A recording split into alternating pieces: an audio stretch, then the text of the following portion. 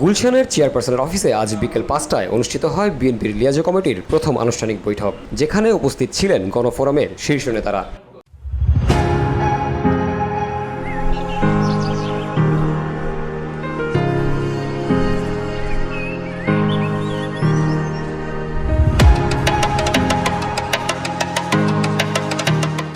বৈঠকে দুই পক্ষের মধ্যে রাজনৈতিক সমন্বয়, চলমান আন্দোলনের কর্মপদ্ধতি এবং আগামী দিনের রূপরেখা নিয়ে বিস্তারিত আলোচনা হয়। বৈঠক শেষে গণমাধ্যমের সঙ্গে কথা বলেন উভয় দলের নেতারা, জানান ভবিষ্যতের বৃহত্তর ঐক্য প্রতিষ্ঠার এই উদ্যোগ চলমান থাকবে।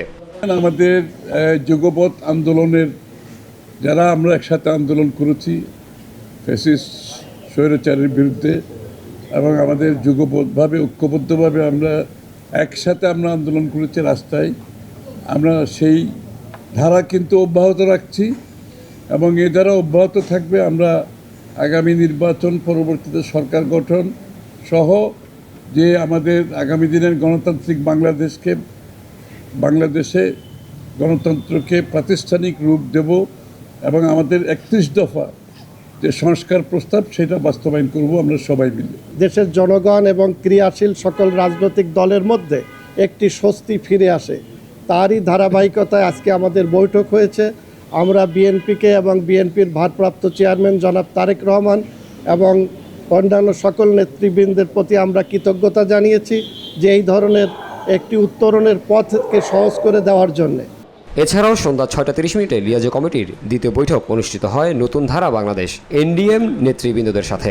এই বৈঠকে বিএনপির পক্ষে নেতৃত্ব দেন স্থায়ী কমিটির সদস্য আমির খসরু মাহমুদ চৌধুরী। আলোচনা হয় ন্যায্য নির্বাচন, আন্দোলনের কৌশল এবং রাজনৈতিক সংলাপের ভবিষ্যৎ দিক নির্দেশনা নিয়ে।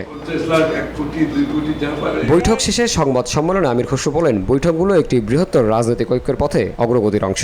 আমরা সবাই অপেক্ষা করছি একটি বাংলাদেশে জনগণের ভোটে নির্বাচিত সরকার, সংসদ, যেটা জনগণের কাছে দায়বদ্ধ থাকবে, যার মাধ্যমে বাংলাদেশে আগামী দিনে গণতন্ত্র প্রাতিষ্ঠানিক রূপ পাবে, বাংলাদেশের মানুষ তার সাংবিধানিক গণতান্ত্রিক রাজনৈতিক অধিকার ফিরে পাবে। আগামী দিনে বাংলাদেশে একটি গণতান্ত্রিক দেশ গড়তে চাই, যেখানে বাংলাদেশের অধিকার, মানুষের অধিকার প্রতিষ্ঠিত হবে। এনডিএম আমরা একসাথে কাজ করছি, আমাদের এই ধারা অব্যাহত থাকবে। আগামী দিনে আমরা একসাথে চলবো সবাই মিলে।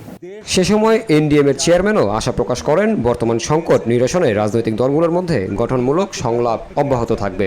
জনগণের যে প্রধান অধিকার, যেটার জন্য গত ১০-১৫ বছর ধরে যুগপৎ আন্দোলনে আমরা আন্দোলনরত ছিলাম, এত ত্যাগ স্বীকার করেছি, খুশি যেগুলো বললেন, সেগুলোর ফাইনাল একটা রেজাল্ট আমরা এখন দেখতে পাচ্ছি। জনাব তারেক রহমান যে প্রমিসটা জনগণের জন্য দিয়েছেন, ৩১ দফাকে বাস্তবায়ন করে বাংলাদেশের জনগণের ক্ষমতায়ন এবং সঠিক গণতন্ত্র ফিরে আনার জন্য আমরা সবাই কাজ করে যাব ইনশাআল্লাহ। দেশের বর্তমান রাজনৈতিক প্রেক্ষাপটে এসব ধারাবাহিক বৈঠক আগামী দিনের গুরুত্বপূর্ণ বার্তা দিচ্ছে, আর তাতে রাজনীতির নতুন সমীকরণও উঠে আসছে সামনে। দায়বদ্ধ থাকবে, যার মাধ্যমে। জামিল হোসেন, ভিওডি বাংলা, ঢাকা।